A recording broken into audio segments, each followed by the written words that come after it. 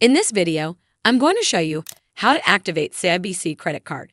First things first, you'll need to have its official mobile app installed on your phone.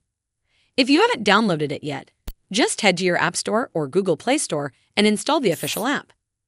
Once the app is installed, open it up and log into your account using its login credentials. However, if you have not yet registered for online banking, you need to sign up for a new one.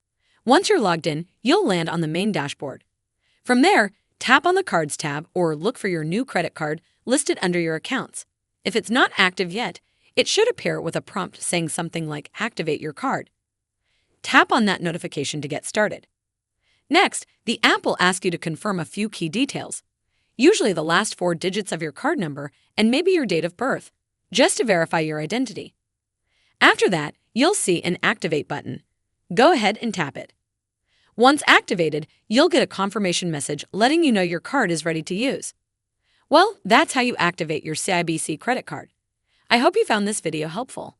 And if you did, make sure you give this video a super thanks by clicking on the heart icon to help support the channel, and don't forget to hit the subscribe button. We'll see you in the next one.